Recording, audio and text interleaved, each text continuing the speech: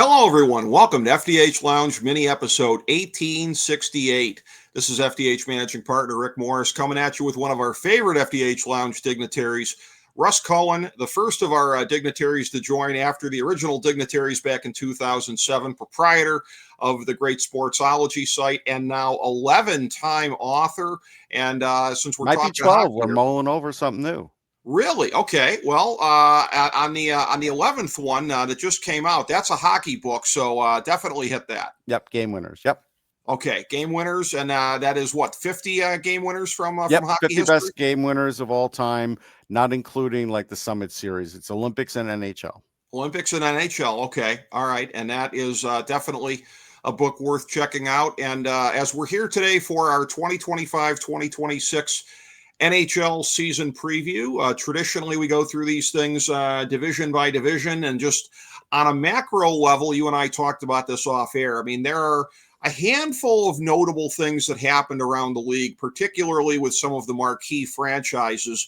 But it just strikes me, just again, from that macro perspective, that there seems to be a tremendous amount of continuity from one season to the next, from my eyes. For the most part, but injuries could be the great equalizer. And right now, the Florida Panthers are going through it because they're without Matthew Tkachuk, and now they just lost their captain Sasha Barkov to knee surgery. So this is before the season ever begins. This is like months after they lifted the Stanley Cup again. So that's a pretty big deal. Like again, it's a long season, and I'm sure Barkov's coming back, in a few months. I don't know to what degree. Nobody does. Maybe it could even be as severe as 4 months, but he'll be back. Tkachuk will be back right before the Olympics, I'm sure, and then play after. But they kind of have to, stay alive until then. And the Atlantic is tough. Like the Atlantic's the toughest division in hockey. So that's something where I think it does change the landscape a little, because if nothing else, it means the Florida Panthers are not going to win the division. Somebody else is going to win the division. Not that they won it last year. They didn't. And most years they don't. But if anybody thought they were going to win it this year, they're not going to. And again, as they've shown, it may not be necessary to win it in order for that to happen. And again, you look at the time that Tkachuk missed. But they did win it by a point last year. My bad. Oh, no, no. I had the wrong year up. Okay. No, I was right. They didn't win it. They were in third place. Yeah, and that's and in terms of what you saw last year, I mean, I'm not going to say that it's necessarily a plus for them that this happened, but you had the injury with Tkachuk, and again, he seemed, once he got his legs underneath him, he seemed a little fresher during the playoffs. I'm not necessarily going to compare this to my boy Sergei Fedorov in '98. That was a case of not signing until midseason, right? But there is something to be said for it. And in the case of Fedorov, there was an advantage where he wasn't coming off an injury, so it's like the minute you get into hockey shape, then it's nothing but a plus. In the case of Tkachuk, that's easier. You have to rehab. Yeah, exactly. So you have to rehab, you have to whatever. But this is one of those things where if you're looking at it for like what they're going to be like in April, May, and June, there's nothing about these injuries whatsoever that suggests to me right now that this is seriously going to hinder them when it counts the most. Right. I mean, sure, but again, the issue is, so last year they were in third place. They had 98 points. The Lightning had 102 in second, and the Leafs had 108. It could go that way again. Maybe the Senators, instead of 98, they get 100. But yeah, essentially they'll be in there somewhere. But listen, if they get off to a bad start, they, like any other team, you could have a bad year. We don't expect that. But they could. Now, they do have a fair amount of depth, but they're not the deepest team. And they don't have the best rookie base because they've traded some of them and traded picks and such. So, yeah, I mean, we're going to have to see. We're going to have to see if some young guys could step up for them. And guys who have been playing for a few years, have been on the cup run, but maybe not played a lot, like Mackie Samoskevich, guys like that. And we'll see if that matters. Knowing the way Florida is coached, I expect them to make it. But what if they're the last wild card spot? Then that does open up possibilities for other teams. It does. And that's one of those things where I look at it like maybe they might have had some kind of sense that something might have been coming with their star players. When they give that shocking contract extension in the early part of the offseason to Brad Marchand, basically, to where they'll be paying him until he's in assisted living.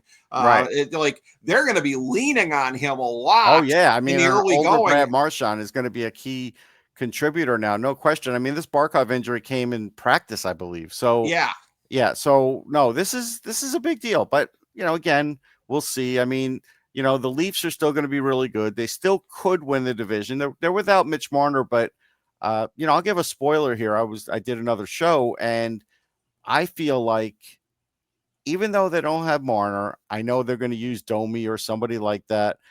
I still feel like Austin Matthews now being healthy this year, because he wasn't last year, is going to step up. hmm And I've seen him play outside of the Leafs, and I've seen him play with a lot of different people, and he makes them all better. So it's not going to shock me if he has one of his best years with a different line mate. I know there are people that think, well, he can't do it the same way without Mitch Marner, but I say the great ones can, and the great ones figure it out. And I think he is one of those great ones. So I think he will figure it out. I think that'll be the case also. Of course, you've got Tampa Bay in here as well. One half of one of the strangest dynamics that we've seen in the Oh, yeah. recent history of sports, which is the state of Florida dynasty that there has been between Tampa and Florida. 4 Stanley Cups and 2 conference titles between them over the course of the last 6 years. Now you've got Tampa, the 3 years previous to Florida's 3-year run that Not they've since the just been Miami on. Hurricanes. I don't know how many years they won in a row. I have no idea. I don't think they ever won in a row. So Never in a row, they had, but they no, must have won no. like 2 out of 3, 3 out of 4. Had to be something like that. They had a run kind of like that. Yeah. My Fish famously back in the 70s here, Oh, 72, please. 73, the perfect team. And Yeah. only that doggone World Football League, which this is all Did you before even my watch time. the perfect team like I No, did? that was before my Yeah. time. Right, but Okay. I watched them. So how dare Okay. you talk about them and throw in my face? I watched all those players. I could tell you all about those players that I hated. I You're don't gonna want to. tell me how lucky that team was and No, blah no, they blah were blah. a machine. No, no, no, no, And no. they had to They play were. road games in the playoffs because the NFL had this stupid thing of like this year, this division has home field. Yeah, Which no, is, they were a machine, man. They had players at every position. yep, There were guys that were role players that just did exactly what they needed to do. yep, Uh, no, they were a machine. yeah, and not since the days of that team. Now we have the Florida Panthers doing what they've done, but Florida, Tampa Bay, like you said, Toronto should be very much Yeah, in the Tampa, mix there. I think it's on the strength of Vasilevsky. I mean, as we know, Hedman's getting older. Um, they do have a good team. I don't know if they have a great team. Last year, I thought they were better than they were. They hmm did fade in the playoffs. So we're gonna have to see how Vasilevsky looks. That back was not great last year, from what I could tell. So he's gonna have to dial it back to like a couple of years ago, 2 or 3 years ago. Yeah, and something that you and I have talked about both off air, and then I wrote a piece for it. And as I'm looking at my picks for this year from Hockey Draftology 2025, you can find it still available on the main page at fantasydrafthelp.com. That Nikita Kucherov is not exactly unique among the megastars of today, but there is a dynamic in the league that is different than what we've seen through the course of the history of the game, where many of the best players, and there, of course, not all of them are bereft of championships, but the 2 fellas in Edmonton and some of the big stars from Toronto in recent years, Mitch Marner, may get a chance to flip the script on that. We'll get to that later in the show. But as far as, again, Kucherov is not exactly unique in this regard, but he is one of the top players, or one of the few players who is a signature player in this generation that has championship experience, and again, multiple championships at that. So that's what separates him, in that regard, from McKinnon. McKinnon's got a title as well and got it at his expense, but Kucherov, as of right now, he doesn't. I wouldn't say he necessarily stands alone among the great forwards of this generation, but in that regard, he's at least pretty close. Yeah, I mean, I still would take McKinnon over him because he plays the center position, but it's a fair Interesting. point that Kucherov is just in like a different stratosphere for other wingers. I think that's fair to say. Yeah, he really is. And in looking at this division in the Atlantic here, if they are to get 4 playoff teams in here, I look at this You knew we'd get to this at some point here as a Wings fan. I have to say, at this stage of their development, neither Ottawa nor Montreal particularly intimidates me. Buffalo and Boston not at all with where they're at right now. Ottawa doesn't? Like, Ottawa's really good. They're like, but I mean, like, they are good, and I see them at least being on the cusp. But like, am I shaking in my boots at the sight of them? I'm not. Are you telling me I should be? Yeah, I think Okay. because I think with Ottawa, look, I mean, Tim Stützle, I think secretly or quietly is close to being a superstar in this league. I mean, he had 79 points last year, so it's almost a point a game. He's only 23. I still think there's another little gear that he's going to hit. So we talk about Stützle, that's fine. Drake Batherson had a career year, 68 points. Now he has a UBI, so the start of the season's in question for him. Jake Sanderson is going to be close to a superstar defenseman. He already had 57 points last year, and he's 23. So the theme of this, Rick, is, and Claude Giroux, who's seemingly 100 years old, could still play, and he had 50 points. Shane Pinto, I think we'll have more. They have a lot of young guys. Dylan Cousins could still be poised for a big year. They have a lot of young guys. He's 24. So these are guys that are like a year or two or three ahead of what some of the Detroit guys are. And they have Linus Ullmark, who has won a Vezina.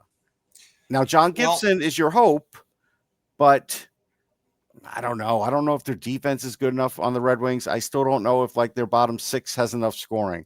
I would take Ottawa and Montreal both over Detroit, sadly. Interesting. Well, if we're looking at the top of the call sheet here, as it were, everything you said about Stützle, I'll grant you.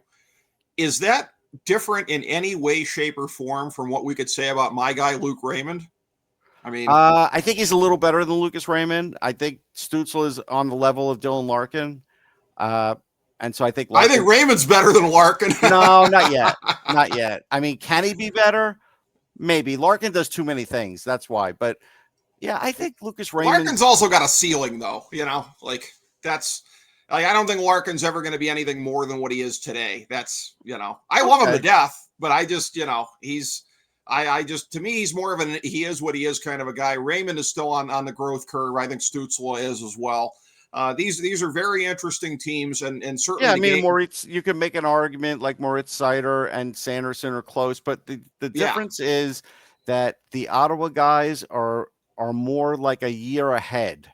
Okay, and just because they're a little, Raymond had 80 points, so he's right there with Stützle, but Stützle is a center. So do they have anybody that's a year ahead of Pat Kane? Nobody's a year ahead of Patrick Kane because he's close to washed up. Not quite though. Yeah, but he's close. But the thing with Lucas Raymond is he's not a center, and that's where I put Stützle just a little ahead of him. But I love Lucas Raymond. Don't get me wrong. Yeah. So, yeah. But I'm looking at him, and DeBrinket's a terrific player. Larkin's great. Kane, 59 points. Okay, that's pretty good. Will he even get that this year? I don't know. Seider at 46 is okay. Yeah, but a little disappointing. Casper was the.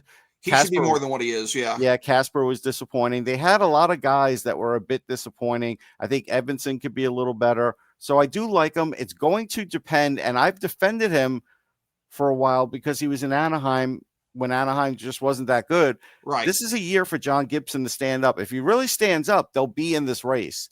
If he is on the way down, then they got a problem. And also, too, in terms of guys that can be a difference maker, and this surprises me for how much of a splash he made when he came to town. And I don't think I'd classify anything with him as disappointing. We haven't even talked about Al DeBrincat yet. I mean, that's a guy. I mentioned him. No. Oh, did you? Okay. It went right past me when you did. Okay. You slept through that. Okay. Yeah. I just said, no, I love Alex DeBrincat. I saw he had 70 points. I think 70 points is about what he'll get most years. And that's really good. No, I like Alex DeBrincat. Yeah. So, I mean, I would never say anything bad. No. I'm not saying that you would, but I'm just saying that, it is going to, the games between these teams are going to be very consequential this year. I will be paying very close attention to they're going to be, I mean, these Atlantic games are going to be a big deal. I mean, better than the Metro. I'll tell you that. Yeah. Well, I got to find out what this new deal is. I've been having ESPN Plus almost exclusively so I could watch Wings games, and it's like now Right. that that's going away, I got to figure out what the format is. But yeah, those games are going to definitely be worth checking out here. The Metro division with your Rangers, who were again one of the big plummeting stock teams of the I still previous think they season here. are. Yeah. I've got them basically at the periphery of the playoffs. I think they can still make it. There's a lot of people that are saying that it's Carolina's year, that this is the year that they can kind of break through. They did make some moves in the course of the offseason. Washington, I had a feeling they weren't quite as good as they looked during the regular season. That kind of played out. I keep always, I'm the hipster that always keeps saying it's New Jersey's year, and it never Well, I really mean, if turns Jack out to Hughes be. stays healthy, it could be. Yeah, Not to win it all, but I think to be much better because they have Markstrom. They have guys that are there. Luke Hughes, if he signs, Luke right. Hughes being unsigned is a big deal. But yeah, so now you're telling me that the Rangers are going to be better than either the Hurricanes or the Devils, and even the Blue Jackets, who I think have a real good chance of getting in that third spot, because I don't think any of those teams are getting a wild card. And so I I, think it's 3 spots and that's it. I've got the Rangers eking in because Yeah. I've got it being 4-4 with the two Yeah, I don't divisions see it. here. I don't see it. I've got them ahead still at this point of Columbus, the Islanders, Philadelphia, and certainly Pittsburgh. Yeah, you Yeah, don't think they have all 4 of those teams? not Columbus. I don't think they're ahead of Columbus. No, I think Okay, Columbus will surprise this year. They have a lot of young guys that are doing great. Adam Fantilli is a star in the making. I think the problem with the Rangers is they have a decent top 3 on defense. After that, it's not great. Shesterkin can hide a lot of ills, but he can only do it for so long. I also think that Mika Zibanejad, now that they're not using him at center and he's a top line winger, yeah, okay. I mean, it gives you a great top line, but it weakens you down the middle. And I think okay, their bottom 6 is not the best. And so I think Columbus actually has a little bit more of a balanced lineup than the okay. Rangers do. Well, and But that's not the better whole. goaltending, and that could be a difference for sure. Yeah, it could be. It could be. And in terms of how this goes, there's a line that I like to use across different sports here, and taking the whole thing of that old geopolitical line about Brazil, it's the country of the future, and it always will be. I mean, I'm sorry if this is too soon, but good old Alexis Lafreniere, the forward of the future and always will be, right? No, but he's changed the way he plays. So if he can get 50 points, he forechecks really well. He's, not a superstar, but he's a really good player who plays a heavy game, who still has a really good shot. And so I Okay. think he's a different player now. So I do think he could be really effective and still one of their, 5 best players. Okay. And that's one of those things where, yeah, I've got them as being a team that is just sort of on the margins of the playoff picture, but making it in there. In the And we also have to remember this. uh-huh. Lafreniere still is only 23. So I think if he's going to have like back to that 57 or even a 60-point year, this might be the year. Could be, yeah. I mean, it's possible, yeah. And at 23, there is still the chance of breaking out. As I'm about to get to this next division, did I hear you correctly when you said you thought that the Atlantic was probably the toughest division? Yes. Okay, this is where I will differ with you respectfully. Okay. I'm going to say the Central. I mean, the Okay. Central is just a murderer's row to me. I've got Dallas winning the division Mm-hmm. here, but I've got Colorado right on their heels. Winnipeg, who again, much like Washington, both of the Mm-hmm. W teams here last year, you knew in the regular season they weren't quite as good as they were looking, but it was darn good teams still. Minnesota, I'm hearing a lot of hipsters out there that are saying it's the Wild's year to make a Is it leap going to be up the there. Wild year if they can't get Kaprizov signed? I don't know, because if he's not signed, I think they're going to trade him at the deadline, regardless of where they are in the playoff picture, because they can't let him walk. I mean, that's wow. That's a Luka Doncic situation right there. Yeah. Like you better get like 10 number ones and all kind of your Yeah, but I mean, like, Kaprizov. what's their, right now, it doesn't look like they can get him signed. They Yeah. negotiated with him. So what are you going to do? You're going to let him walk? They can't. That team doesn't have the assets they can afford to let him walk. Steve Yzerman, white courtesy phone. Steve Yzerman, white courtesy phone. Yeah. we should be so lucky. But I mean, and I haven't even gotten to St. Louis, which much like Yeah, Montreal and Ottawa they're was, mid at this point. St. Louis is yeah, a mid team. yeah, they did rise up and make the playoffs last They year, did. and again, a team at this point in time where I will take my hat off to them that going through the rebuild that was necessary, because that Stanley Cup that they had came very late in their whole run, because Yeah. you look at the course of the 2010s, and like the great choking franchises in hockey were Washington, but they won it in 18, St. Louis, but they eventually won it in 19, San Jose never did. They dumped in the finals to Pittsburgh in 16, I think. So Yeah, I it's covered that one. Yeah, yeah. they're So never gonna win a final, not for a while. no, not at this They point. have the young guys to do it now, but it's still gonna Yeah. take 2, 3 more years to even be close to that. But this is where I take my hat off to them, is that, St. Louis, and that, you would know better than me because nobody knows more about hockey than you, but like Robert Thomas, arguably as sort of the centerpiece going Oh, forward, sure, like, Robert Thomas is terrific, yeah. okay, like I take my hat off to them that like they're not Yeah, there they have yet. some nice I players. They agree have with some you, nice players. but like when you're you know I mean, because I mean, again, I cannot help but painfully compare and contrast this to my Red Wings rebuilding after a successful run, and then Pittsburgh. My best friend is a Penguins fan, and I've said to him, look forward to your decade in the hole, just like we've had, because you guys like us tried to hang on for too long. St. Louis working their way back to even the periphery at this point. Very, very admirable, I think, work that they have done to get to that point.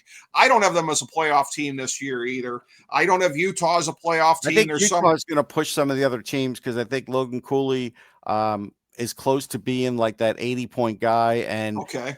I don't think a lot of people realize Clayton Keller had 90 points last year. I don't think Yeah. people realized it because he was playing in Utah and the team was like up and down. But they're a better team now because their young players are getting better. Dylan Gunther had 27 goals. I don't think people realized he had 27, and he's a tremendous goal scorer, like a young goal scorer. He could get more. Nick Schmaltz, one of the most underrated players in the league.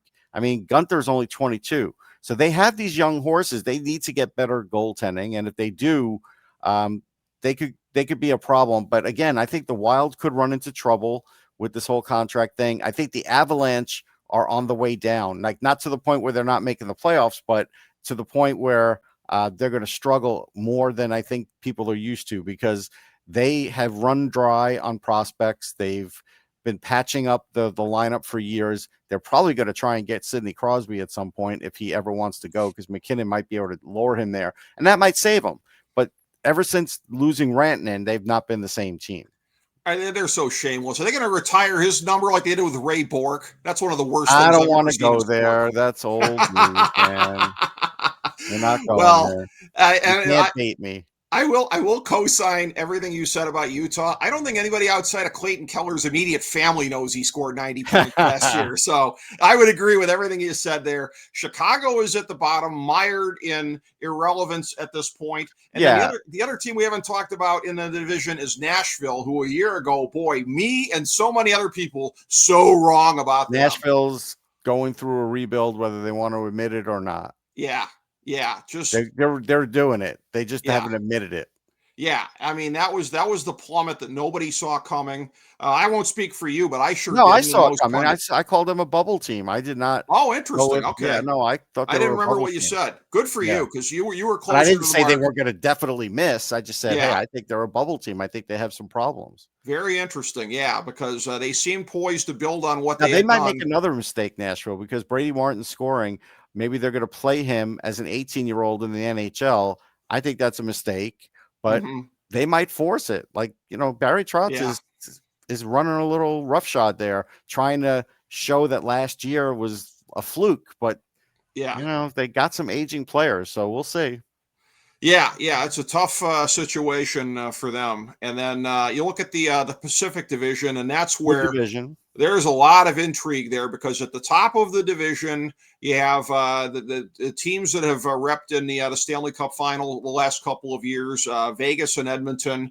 There's now controversy with Vegas because there's talk they may get two of the former Hockey Canada guys, and one of them being Carter Hart. uh, And this is now starting to be a bit controversial. People could read online why. I'm not going to get into all of it. Okay. But if Carter Hart goes there, yeah, I mean, he was a really good goalie a few years ago. He hasn't played in a couple of years. I don't know how quickly he'll get it back. Right. But in a month, could he get it back to the point where he makes them more dangerous? Yeah, then Aiden Hill, sure. I mean, Okay. I think that's a possibility. So with that and Mitch Marner, it's hard to see them having much of a fall here. You know, the Kings are the Kings. I think they overachieved last year, but they still think they're a playoff team. Oilers will make it, but I don't know. I mean, I'm still going to question their goaltending. I like the Flames. I like the Flames to possibly upset somebody if Dustin Wolf has a Vezina type year, because he basically was tremendous last year. I think we're talking about something. So we'll see.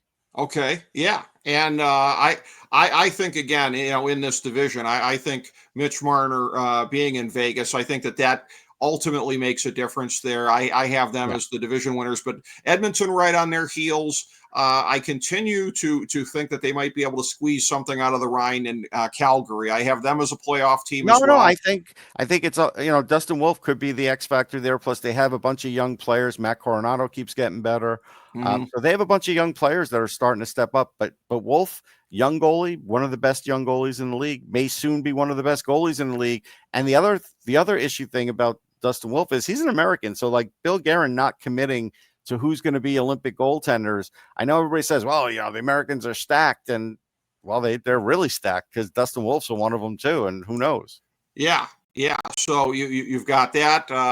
LA, I see them making the playoffs again. I was surprised that they didn't get past Edmonton last year. I thought that might be. I know you weren't, but I was. They continue to progress. They continue to keep getting better. But I picked Edmonton. I want to be clear about that. But I wasn't surprised that Edmonton won. I just thought maybe the Kings were going to show me something. So after it happened, I was like, yeah, I'm not surprised. And that's why I think they're going to be on their way down. But I picked the Kings, and then I picked Edmonton every other round. So I want to be clear about that. I was not some sort of genius that picked the Kings. Okay, yeah, because I just really thought that the Oilers. They picked the Oilers. Yeah, I thought it was going to be the Kings showing me something too. I thought it was going to be a statement win for them that they ended up not getting. Yeah. The rest of the division I see being decently behind the top four teams. I've got it in this order: Vancouver, Seattle, Anaheim, San Jose. Yeah, I think that's fair. I mean, you could swap out possibly Seattle and San Jose. I don't know what Seattle is anymore. I think the Ducks are moving up. I think the Ducks might push for a playoff spot with Joel Quenneville and a bunch of young guys. The Canucks could do something if Thatcher Demko is healthy. If he's not healthy, they're not doing anything. That's right. Yeah. So those are some of the contingencies in that division. I know when we do our preseason picks here, you more so. Are we going to talk about? We're not going to talk about the Detroit Tigers blowing a 15-game lead over the Cleveland Guardians. How about that? Yeah. I mean, this is stunning. I mean, I don't know if I've seen a choke this bad. I mean, and that's coming from a Mets fan. This is unbelievable. And look at who they're doing it to, because it's one of those things where I know that things have trended up a little bit recently, but historically bad offensive metrics for my tribe until very, very recently here. I mean, a lineup of slappies up and down the line here. Yeah. That it's only, and that it's been only the Detroit's worried now. They had a 15-game lead. Yeah, and they're behind on the tiebreaker. So even though as we're taping this, they're tied for first place, but that means that there's an edge there, and that both of them have a game above Houston, and I think both of them have the tiebreaker over Houston. Here's what doesn't make sense. You may be right, and Houston's on the outside looking in. The Detroit Tigers are plus 68 on differentials. The Guardians are a -4. Yeah, this is what I'm saying. None of this makes sense. Yeah, it's again the pitching here, and I will say, as somebody who has Gavin Williams in a long-term keeper league and is cashing a nice fat check this year. I didn't win this league, but it's a lucrative league, and I cashed. Gavin Williams is a big part of the reason I was able to do that. Good for you. So, I mean, he's finally become an ace. I have Lindor in another league, so okay, yeah, and that's where. But the difference is I got Gavin Williams for a buck for 10 years a couple of years ago. So that's pretty good. Lindor cost me for sure. Yeah, Lindor is at the stage of his career he's going to cost you, and that's where it really is a thing. Yeah, although he went 30-30, which was nice. I didn't know if he could do that again. Yeah, but like here's the thing though, like the way that baseball is these days, I mean, there's every possibility, I think, in looking at it here, these teams could end up playing each other in the first round. So it's one of those things where normally throughout the course of baseball history, any kind of epic collapse like that, we remember the 64 Phillies, we remember Right. these type of things, but it's like it could just as easily be a thing of like Detroit sweeps 2-0 next week, and this is Sure. all. Sure, But because that they have horses as starters, and yes, that could And that's happen. what's wrong about baseball right now, is that like with the format Oh, of the banana system ball is now, better though, right? Okay. these things, but these things become a footnote. The way that they have expanded and overexpanded, Sure, I but would still, the say, regular season still means something. Like teams don't luck into the playoffs. Sometimes they have a charge like this, like the Guardians, but for the most part, teams don't luck into the playoffs. 162 games, it's hard to be lucky. yeah. Well, this team has been, pretty lucky through the course of this thing. I remember being at a game earlier this summer and seeing that Austin Hedges was playing in that game, and he was batting at the time. And then this was after a couple outs, but later in the game. But nevertheless, you should not be within a few outs in a game of being with a batting average of 104. I I'm mean, like, this is that guy has still, the same batting average as our Chick Rock radio station in town here. Like, what are we doing? or is Willie Mays Hayes? Yeah. So, I mean, all the slappies on the tribe here, that's a thing of like where most of this is on Detroit being a bunch of choking idiots as opposed to anything that the tribe's really doing. Although But they still have to win, Rick, and they're winning. the pitching has been outstanding, particularly the starting They're pitching. 8-2, and Detroit's 2-8. That matters. Gavin Williams, Tanner Bybee, like the pitching has really, really been strong. And that's with a couple of these guys getting thrown out, probably for life, probably shades of the 1919 Black Sox. Oh, like, yeah. first pitch of the inning needs to be a ball. Let me put this one in the upper mezzanine. So how do these guys think they're not going to get caught with that crap, Russ? Yeah, I don't know. And he's suspended indefinitely, right? He's not. Ortiz and Clase. Right, and they So, have never said when they're ever coming back. yeah, I don't think they ever It's weird how are. they've So, not said anything, though. They should say something. yeah, and that's what's They remarkable. might have to when the playoffs start. The league may have to say something. Sure, and that as far as Because we can't say they're guilty fully of something until the league says what it is. They've never really. They just said suspicion of, right, and they pulled them. Well, and again, it's the league's fault as much as anybody's, because throughout the course of history, it's always been gambling is wrong, gambling is wrong, gambling is wrong, and then now they're taking money from everybody, and they're as responsible as anybody is for all these stupid prop bets blowing up. Yeah, I think they just need to be clear about what these guys did. I think because it's still fuzzy to me. And that's where it's kind of even more remarkable as far as it goes with the tribe, because somebody like Cade Smith, who people looked at him like, oh, if anything ever happens with Class A, like he's one of the best non-closer relievers in baseball, except as it's kind of coming out, the guy doesn't necessarily have the temperament to close as we've seen. Maybe he'll grow into it more. Maybe I'm being a little bit unfair, but it doesn't seem like he's got the closer's mentality. He's more got the eighth inning mentality.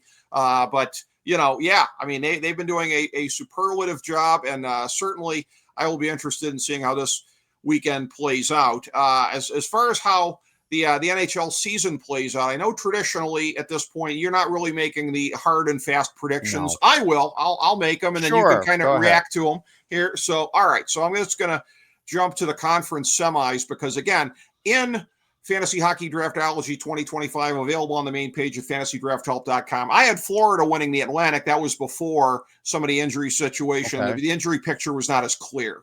But I'm still saying it will be Tampa and Florida in the divisional finals, the conference semifinals. I'm going to say Tampa over Florida in that one in 7 games. In the conference semifinals for the Metro Division. The Metro Division final, I'm going to say New Jersey over Carolina in 6 games. All right. Looking at the Central Division, I'm going to say Dallas over Colorado in 6 games. And in the Pacific Division, because I am going to have LA pulling the win on Edmonton this year, it's going to be Vegas over LA in 6 games. So my conference finals in the East, I've got Tampa Bay over New Jersey in 6. And in this is going to seem very, very familiar, unfortunately for us, for Stars fans. Vegas over Dallas in 7. So once again, Okay. Dallas makes it to the doorstep, doesn't get past. Stanley Cup final, Vegas over Tampa Bay in 7. Mitch Marner will get to do the Stanley Cup parade down the strip. That's how I It's see it. possible for Vegas. There's no chance Tampa is in the Stanley Cup. You don't No. think they're going to make it that far? Okay. No. All right. All right. So that's where, as we covered before, none of these injuries preclude Florida from making another strong run. So they're going to be in the mix. And if anything, this works. If Florida's in the mix, they'll be in the conference final. Okay. And that's where, that's what I think.